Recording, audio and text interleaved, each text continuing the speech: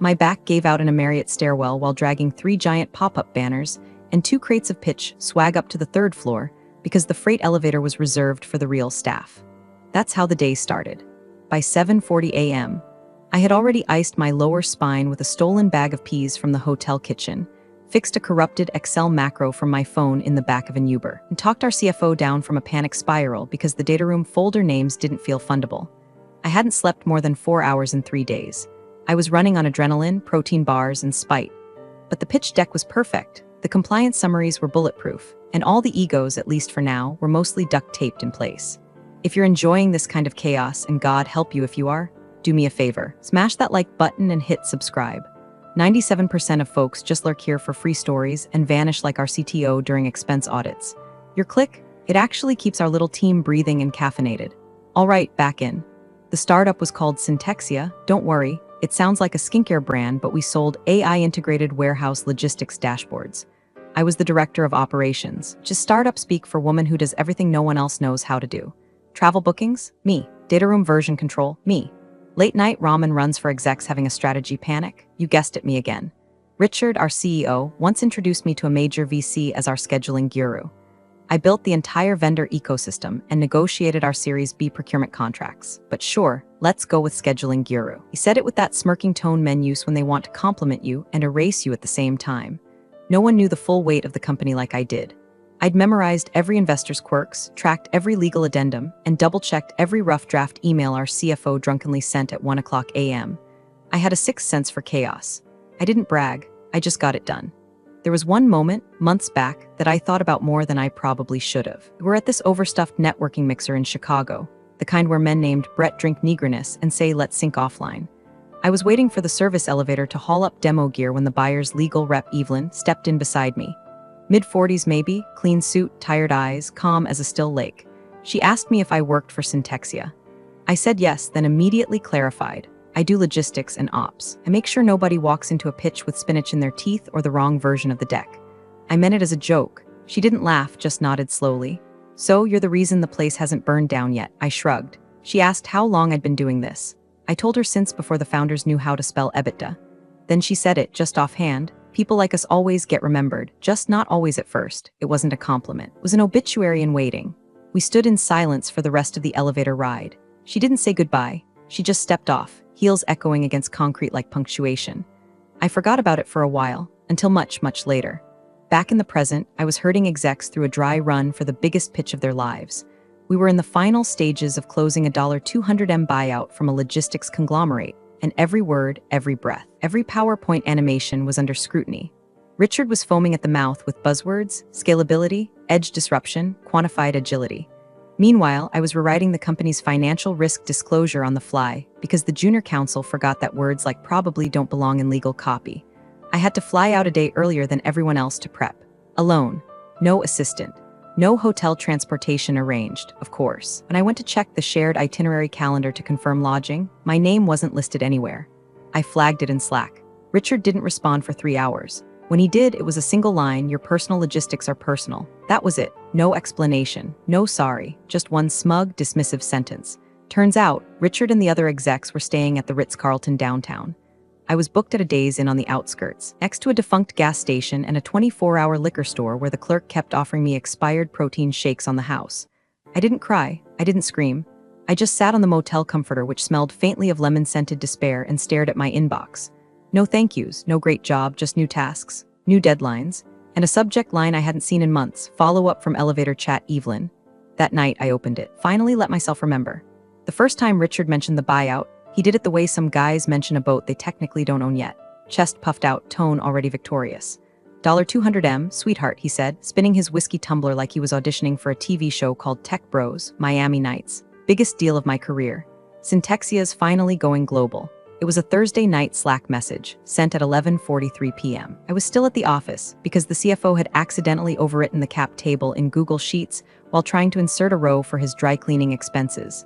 Sweetheart, he wrote again, this time as a sign-off. From that moment on, the energy shifted. Richard started dressing like someone who watched a YouTube video called Power Poses for Closers. Our head of product, a very smart woman named Aisha, suddenly invisible in meetings, while Richard talked over her about long-tail warehouse obsolescence models he didn't understand. And every internal meeting began with a cold brew, a monologue, and a smug, offhand let's keep it tight team we've got sharks circling. Sharks apparently meaning the buyer, a Midwestern conglomerate called Blackledge Freight Holdings. Not flashy, but cash-rich and conservative. They wanted our tech to modernize their outdated infrastructure. I read their values page. People first. Process-driven. Respect at every level. Sounded like corporate fluff, but at least it wasn't crypto. The second the buyer showed serious intent, Richard went into war room mode, which in practice meant micromanaging the aesthetics of our presentation slides while outsourcing all actual deliverables to people like me. I was suddenly fielding 20-hour days, coordinating cross-functional documentation, while being CC'd as an afterthought on every email thread. One day I asked if we'd like to have a central doc tracking the closing checklist. Richard said, let's not overprocess it. I trust you to keep it tidy. That's how I found myself juggling 12 distinct timelines, 5 legal compliance frameworks, and a COO who didn't know the difference between accruals and assets. The schedule was grueling. Blackledge wanted a pitch presentation in person, on-site in Chicago. That was the culmination of a month of hell. I was tasked with handling everything: flights, lodging, pitch decks, legal binders, tech setup, and catering. Yes, catering. Apparently, if you forget gluten-free bagels and a $200 deal, you're not detail-oriented enough for leadership. I stayed late every night. Missed my kids' school concert. Slept on the break room couch once with a hoodie over my eyes and my laptop on my stomach like a defibrillator. When I asked Richard if I could bring an assistant or at least a second pair of hands for pitch day logistics, he waved me off. You're the ops whisperer. One-woman army, right? Right. 3 days before the pitch, he summoned everyone into a Zoom to align the vision.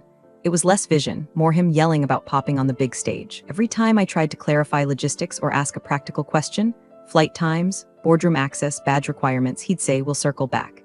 This is strategy time. That's when I noticed something in the shared calendar. Everyone else, Richard, the CFO, the head of strategy, even the junior biz dev guy, was flying out the night before and staying downtown. I, however, had a solo flight booked a full 24 hours earlier. No invite to the group dinner. No mention in the schedule block labeled Leadership Sync plus Buyer Mixer. When I pinged Richard directly to ask about the split timeline, he replied instantly, you'll need to get there early to set up. They're high touch, you understand. I asked about hotel accommodations. He left me on read for 6 hours, then finally sent the now legendary line, your personal logistics are personal. Not company logistics, not Syntexia logistics. Personal. That's when I felt it. Sharp, cold click inside my ribs. The familiar taste of being used then dismissed. I wasn't team. I was infrastructure, like the printer, like the damn coffee machine. But even then, some foolish, exhausted part of me thought, if this deal closes, maybe I can finally rewrite my role. Get on paper what I've already been doing for years. Maybe finally they'll see me, so I booked the earlier flight. I triple-checked the backups. I confirmed the HDMI adapter. I printed out 20 extra copies of the contract summary in case someone spilled Pellegrino on theirs. I packed light. Black slacks, blazer, flats I could run in. And in the side pocket of my suitcase, I slipped a printed copy of Evelyn's old email. Folded once. Smoothed flat, just in case. I stared at the travel confirmation email like it had slapped me across the mouth. 1 queen bed smoking check-in. 3:00 p.m. location. Extended stay budget in Joliet, IL Joliet, not Chicago. Not even the suburbs of Chicago. Joliet, 40 minutes from the pitch site in traffic, an hour if you dared breathe during rush hour. The kind of place where the ice machine was probably haunted and the continental breakfast meant bruised bananas and a mystery muffin under a heat lamp. I checked the calendar again, just to make sure I wasn't hallucinating from fatigue. Nope, there it was. Richard, the CFO, the head of strategy, and even Kyle from business development, who once asked me what Control plus F did, were all staying at the Ritz-Carlton downtown, booked under a special block labeled Exec Team Syntexia Pitch. My name wasn't there, not even in the overflow, so I did what any overworked, underslept logistics mule would do. I made it look like a polite question. Hey Richard, noticed I'm not listed on the main booking. Just checking if I should add myself to the Ritz group rate or if there's a separate plan for me. No answer for 2 hours. Then a Slack ping, no context, no greeting, your personal logistics are personal. No period, no emoji, just that sentence. It took me a second to absorb it. My brain tried to rewrite it into something less hostile. I even refreshed the thread like maybe Slack had glitched and the rest of the message would magically load. But no, that was it. I read it again. Your personal logistics are personal. Not sorry we missed you, go ahead and book what's easiest. Not let me loop in finance to fix this. Just dismissal, like I'd asked him to pack my lunch or braid my hair. It was the kind of cruelty that hides behind plausible deniability. On paper, he hadn't done anything wrong. I was being sent early to prepare for the most important pitch of the company's existence. That was the job, right? But he hadn't forgotten. He hadn't missed me on the booking. He just didn't see me as part of the room that mattered. I stared at that message until my eyes stung. My hand hovered over the keyboard. I could feel a sharp reply curling in my throat like a match ready to spark. Instead, I typed, got it. Will confirm travel and expenses on my end. And I closed the laptop. Quietly, slowly, like it might explode if I slammed it. The next day, I arrived in Chicago before sunrise. No car service. I paid for my own Uber and tipped extra because the driver asked if I was headed to something big, and I didn't have the energy to lie. The motel receptionist didn't look up from her game of Candy Crush when I checked in. She handed me a keycard that stuck halfway in the slot before the door finally beeped. The room smelled like burnt fabric and forgotten fast food. There was a single overhead bulb that flickered once when I turned it on, like it too was disappointed in me. I stood there, suitcase by my feet, and for the first time in months I let myself feel it. Not rage, that came later. Embarrassment, that deep, bruising kind. The one that makes you question if maybe you are just overreacting. If maybe they're right not to include you. Maybe you're just ops. Pre-show janitor, not the main event. I sat on the edge of the bed, pulled out my laptop, and opened the master file. Final pitch deck, legal docs, contingency folders, reference sheets. All perfect, all mine. Every damn asset Richard would wave around tomorrow and pretend he'd built. I didn't cry. I didn't scream. But I felt something settle into place inside me, like a knife laid gently on a table. I was no longer doing this for Syntaxia, or Richard, or even the deal. I was doing it for her, the version of me who used to believe being the best would be enough. The woman who gave everything and asked for so little it became habit. The one who'd been polite, invisible, and for someone else too, someone I hadn't spoken to since that elevator ride in Chicago. A woman who looked at me and saw it. The grind, the loneliness, the glue holding everything together while everyone else took credit. Evelyn, the buyer's lawyer, the one with the tired eyes and the steel spine. She'd said it like a benediction. People like us always get remembered, just not always at first. I opened her email again. Subject, elevator chat, thank you. Short, kind, no agenda, just acknowledgement. I reread it 3 times. Let the bitterness settle, then sharpen into something else. I didn't need Richard to see me. I just needed her to remember. The motel wine glass had a scratch down the side and smelled vaguely like pine sol, but I filled it anyway. A warm Chardonnay I'd grabbed from the CVS across the street. It tasted like grapes that had given up halfway through fermentation, but I didn't care. My laptop sat on the faded laminate nightstand, humming. An email was open on the screen. From Evelyn Tran, subject, elevator chat, thank you body. It was a pleasure running into you. Your clarity and stamina were obvious even in the elevator. Reminded me why I do this. Stay sharp. Evelyn, I'd read it at least 30 times since she sent it, never responded. I told myself I was too busy, that it was just a pleasantry, that it didn't mean anything. But that wasn't true. I hadn't replied because it did mean something, and I wasn't ready to admit how much. That elevator ride happened months ago, Chicago, the Hilton. Some glossy conference about AI and logistics that boiled down to panelists pretending not to read off cue cards. I was hauling giveaway boxes to the service elevator because the founders were too busy taking selfies under the event signage. Evelyn stepped in with a reusable coffee cup and a tired look that felt like a mirror. I recognized her from the morning's panel, lead counsel for Blackledge Holdings. She was sharp, dry, and had asked the only real question of the day. What happens to your ethics framework when your lead engineer quits mid-rollout? Most of the room blinked. One guy chuckled nervously. She didn't. She glanced at my cart, then at me. Operational support? I laughed. Depends on the hour. Sometimes it's ops. Sometimes it's duct tape. Sometimes I'm just the only one who remembers where the batteries are. She smirked, and they call that being non-essential. I stood in silence for a few floors. Then she said, "Can I ask you something?" I nodded. "What keeps you from quitting?" I blinked, unsure if I heard her right. She clarified, "You clearly do the hard work. You're not performing, you're sustaining, so what keeps you here?" No one had ever asked me that, not like that. Not in a tone that didn't sound like pity or passive-aggressive curiosity. I thought for a second, then answered honestly. Because if I leave, it collapses. Maybe not right away, maybe not dramatically, but slowly, quietly. And the people who caused the mess won't clean it up, they'll just move on to the next fire.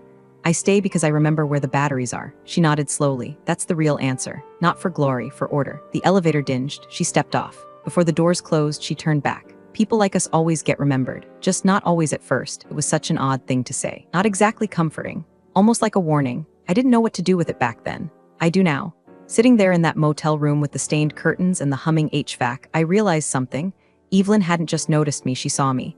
Saw past the fake titles, the corporate costumes, the way Richard introduced me like I was a glorified calendar. She saw the woman in the trenches, when making the system run while everyone else called themselves visionaries. And she remembered. That meant something. It meant everything. I sipped the awful wine, closed her email, opened the master pitch folder again. I wasn't going to sabotage the deal. That's not who I was. This was my work. My fingerprints were on every line, every chart, every legal document fine-tuned to within an inch of perfection. But I'd stopped being invisible, whether Richard knew it or not. Someone else was watching now. Someone who understood that logistics wasn't grunt work, it was the backbone. And the woman in the motel down the highway? She wasn't just the warm-up act anymore. I was at the venue by 5:40 a.m. The janitor let me in with a grunt and a plastic keycard that barely worked. My blazer was still damp from ironing it on the motel nightstand using a towel and a coffee mug filled with hot water. Wi-Fi had gone out around 3 a.m., so I'd preloaded every version of the pitch deck to a USB drive and emailed backups to myself, to the printer rep, and to an old Yahoo account I hadn't used since college. No margin for error, not today. The conference room was a frostbitten shade of beige, windowless, carpeted like a nursing home, and way too cold from the overzealous AC. I set up the projector, laid out the packets, wiped down every coffee cup. I knew where everyone would sit. Richard at the head, me off to the side, laptop open, ready to jump in when the numbers needed defending, but only when summoned. The rest of the team waltzed in around 8:30 a.m. looking like they'd just gotten back from a spa retreat. Richard was wearing a new suit, dark navy, expensive, smug. He gave me a nod without looking up from his phone. "You get here early?" he asked, still typing. I smiled. "Not really, just didn't sleep." He chuckled like I'd told a cute joke and muttered, "That's the spirit." By 9 a.m., the buyers team began trickling in. Finance, product leads, operations, sharp-eyed people with clipboards and very little small talk. I recognized 2 of them from prior Zooms. No Evelyn yet. Richard opened with a joke about warehouse drones and streamlined airspace. It didn't land. Then it was my turn, the ops section. The numbers. Roadmaps? I'd built this slide deck with blood and spreadsheets. I was 2 slides in, describing how our tech reduced last-mile delivery errors by 43%, a stat the buyer had flagged as mission critical, when Richard interrupted. "Let's not bore them with the weeds," he said with a laugh, waving a hand like I was a TED talk getting the hook. "She's our logistics guru, keeps the trains running. What I really want to show you is how we're thinking about vertical scaling." He clicked ahead 4 slides, skipping half of what I'd prepped. I sat back, smiled like I was fine, like that didn't land like a slap, like the phrase "keeps the trains running" wasn't code for knows her place. And then Evelyn walked in. Calm, polished, quiet. A black suit, minimal jewelry, the kind of entrance that doesn't draw attention but commands it anyway. She sat near the back. Didn't interrupt, just watched. Her eyes found mine for half a second, and in that second something shifted. I didn't smile, I didn't nod. I just held her gaze long enough to say everything Richard wouldn't let me say out loud. Richard, of course, noticed her too, but in the worst way. He stood taller, dialed up the swagger, and tossed out phrases like expansion readiness and AI native logistics protocol like candy at a parade. The deck was barely visible in him. It's monologuing. He pointed to a slide I had built, one that clearly showed our weakest link in onboarding, and said, "We've bulletproofed this. Took some heroics from the team, especially yours truly, but we're airtight." I'd spent 3 weekends fixing that exact issue. Alone, no help, no sleep, no thanks. "Everything we do is best in class," Richard continued, "from our vendor onboarding to our travel protocols. We spare no expense to keep quality consistent." I felt Evelyn watching me again. "No expense, huh?" I didn't move, didn't flinch. But inside, I felt something cold and sharp beginning to glow. Not quite rage, rage is loud. This was colder, quieter, a kind of surgical stillness. He didn't know he was bleeding in front of a lawyer trained to spot fine cracks in million-dollar deals. He didn't know she'd ridden in freight elevators too. Evelyn said nothing. Just turned a page in her binder and kept listening, as if letting him dig the hole was more polite than stopping him mid-shovel. The presentation ended. There were scattered nods. The COO looked pale. The junior biz dev guy was visibly sweating. I sat in my chair, hands folded, eyes steady, waiting. Evelyn was still watching. The room had that post-pitch stillness, the kind where everyone's pretending to be relaxed, but their internal organs are running marathons. I could smell the adrenaline coming off Kyle like Axe body spray in fear. Richard leaned back, arms folded, looking like a man who thought he'd just sold the Brooklyn Bridge for full asking price. "Any final questions?" he asked, grinning like we were all about to high-five over champagne and stock options. There was a pause, just long enough to register as uncomfortable. Then Evelyn closed her binder, placed both palms flat on the table, and tilted her head just slightly. "Yes," she said, her voice calm and low. "One last thing." You could feel the oxygen get nervous. Even Richard straightened up. "Where?" she asked, eyes scanning the table slowly. "Is your team staying?" A question so soft it felt almost lazy. But the room snapped to alert. Richard blinked. "Our team?" She nodded once. "Yes, I'm always curious about how prospective partners handle logistics during key engagements." Richard grinned wider. "Only the best," said with a casual wave. "Ritz-Carlton downtown. We figured if we're going to bring our A-game, we should be rested and focused, right?" He even chuckled, trying to turn it into a charming little moment of executive wisdom. "Whole leadership teams there," he added. "Nothing but top shelf." Evelyn's eyes slid across the table, stopped on me. I didn't speak. I didn't blink. I just dropped my gaze to the legal packet in front of me. One breath, 2, that was enough. The pause that followed didn't last more than 3 seconds, but it was brutal, like a cracked joint being held just before the twist. Evelyn turned her gaze back to Richard. No change in her tone, no raised voice, no drama. "Interesting," she said, and nothing more, but I felt it like gravity changed. Richard, oblivious, laughed. "We don't cut corners. Travel, food, tools, we invest in quality across the board." The CFO made a soft, wheezing noise next to him. I watched his face shift just slightly, a flicker of recognition. He was remembering something, probably the part where I emailed them about the motel confirmation, asking if it was a mistake. The email they'd all ignored. The COO cleared his throat. Is there a concern about logistics support? We had everything handled. Didn't we? He looked at me like I might nod and save him. I didn't. I wasn't about to lie to patch their reputations back together with my silence. Not anymore. The silence that followed felt like ice creeping through the cracks of a frozen lake. Evelyn didn't answer the COO. She didn't nod. She just leaned back in her chair, thoughtful. Richard, sensing something was off but too arrogant to name it, fumbled for recovery. I mean, obviously, we value our team across the board. Our ops lead here. He gestured at me without turning his head, has been instrumental. She flew in early to get everything squared away. The way he said it like he deserved credit for letting me carry the world on my back. Evelyn didn't move. Her hands remained folded on her binder, knuckles relaxed. I could feel the CFO sweating beside me. The COO's foot tapped anxiously under the table. I didn't know what Evelyn would do. I didn't know when she'd do it, but something was coming. The tension was no longer mine to carry. It belonged to them now. And Evelyn, calm, composed, devastating Evelyn, wasn't looking at Richard anymore. She was looking past him, at the decision. Evelyn didn't raise her voice. She didn't even blink differently. But she did something far more lethal. She closed her binder, not a rushed close, not a passive we're done here gesture. No, this was deliberate. Pages aligned, pen clipped with a click, that small, restrained movement carried the weight of a verdict. Then she stood, calm as a lake before a storm. No scramble, no sigh, just vertical, measured. Her chair rolled back with a whisper. The room froze. Richard, who had been reclining like a man basking in his own genius, jerked forward like someone just slapped the poker chips out of his hands. Evelyn, he said, forcing a grin. Are we done? She didn't answer. Just turned and walked slowly toward the door. Not power walking, not storming out. Just a steady, terrifying pace that made every executive in that room feel suddenly underdressed and overpaid. Richard stood halfway, one hand extended like a preacher mid-sermon. Wait, did we do something wrong? She paused at the threshold. Turned just slightly, enough for her voice to float cleanly across the table. We take team treatment seriously, she said. We don't fund exclusion. That was it. No accusations. No pitchforks. Just a simple statement of values delivered like gospel. Then she was gone. The silence left behind wasn't just awkward, it was surgical. Nobody moved. The only sound was Kyle nervously drumming his fingers on his Yeti water bottle until Richard shot him a look sharp enough to draw blood. The CFO coughed into his hand and muttered. She didn't say no, technically. The COO was pale, muttering something about sending a clarifying memo. Richard stared at the door like he could will her back into existence. Like the deal might still be hovering in the hallway, waiting for an apology or a charm offensive to glue it back together. He turned to me, finally turned to me as if I was supposed to jump in, fix it, spin it, save him. But I didn't move, I just looked at him. Blank, controlled, not smirking, not smug, just quiet. Because for once, silence wasn't something that protected them. Protected me. I'd spent years swallowing disrespect so subtle you'd need a microscope and a therapist to name it. Years making other people look brilliant while being thanked with backhanded jokes and forgotten credits. But now the air was shifting. They weren't the ones being watched anymore. They were the ones exposed. Richard hit the lobby like a man chasing a train that had already left the station. Get her on the phone.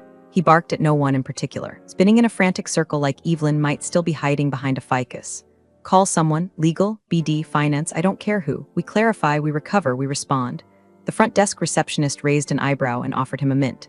The CFO was pacing like a dog in a thunderstorm, muttering it's just a misunderstanding. She didn't say no, not technically. The COO had already pulled out his phone and was whispering furiously into it, something about soft commitments and damage control. I stood off to the side near a fake potted plant, my rolling suitcase already by my feet. Packed, zipped, ready. Richard turned on me next. You saw her face, he snapped. What was that? What did you say to her? Was this you? There it was, the old tactic. If it burns down, blame the woman carrying the fire extinguisher. I looked at him, one long, still look. You said my logistics were personal, so I handled them. That shut him up for half a second. He scoffed, then turned to the others, arms flailing now. She's overreacting. She's projecting. God, everyone's so fragile these days. Like I'm supposed to book her a sweet and foot rub just for doing her job? The lobby echoed with his voice, growing shriller by the sentence. I could see the hotel manager watching from behind the front desk now. Two bellhops exchanged a glance. Nearby woman on a laptop subtly turned up her volume to record. Then a text pinged on Richard's phone. He went pale, then another, then three more. He read the screen, face draining like a faulty K-cup. Oh my God, the CFO whispered. The group chat had started. Investor 1, why did Evelyn walk out? Just got a note from their GC. Are we dead in the water? Investor 2, hearing something about employee treatment? What the hell happened? Investor 3, fix this, now. I didn't have access to their group thread, but I didn't need to. The panic was all over their faces. Richard's hand trembled as he tried to draft a response. The COO looked like he wanted to dissolve into the hotel floor. This wasn't just awkward anymore. This was blood in the water. I reached down, picked up my suitcase, and checked the zipper one more time, not because I needed to, but because I could. Richard finally noticed I was leaving. "Wait, where are you going?" he snapped, voice cracking. I glanced at the time, my train's in 40. "I've got work to do." He blinked. "You're not staying for the debrief?" I gave him a soft, polite smile. "There's nothing left to debrief." He took a step toward me like he wanted to bark something else, but then stopped. Maybe it was the look on my face. Maybe it was the fact that, for once, he couldn't spin this. Evelyn hadn't made a scene, she didn't need to, but she had made a statement, and the world she lived in, it listened. I rolled my suitcase past him, past the CFO, past the PR guy who was now frantically whispering about damage mitigation and controlling the story. They hadn't fired me, but they wouldn't get the chance. I was already gone. The train ride home was quiet. I didn't listen to music, didn't answer texts, just let the silence sit next to me like a long-lost friend. The kind that doesn't ask questions or force conversation, just rides with you until the panic drains from your bones. By the time I got off at the little station outside my hometown, the sun had already dipped behind the Dollar General, and everything smelled like wet pavement and late August air. I walked into my apartment around 9:30 p.m., kicked off my shoes, let my suitcase lean against the wall. Didn't even unpack, not yet. Just stood there in the soft light of my living room, breathing. No Slack notifications. No last minute just checking in emails. No Richard. Then my phone buzzed. One new message. Subject, no rush from Evelyn Tranbody. I've seen your work. We may need someone with your eye for logistics. Let me know if you're free next quarter. Just that. No pitch, no fluff, no smiley face. Yet it felt like a hand on the shoulder. A door opened without force. A yes without needing to beg for it. I stared at the screen for a moment.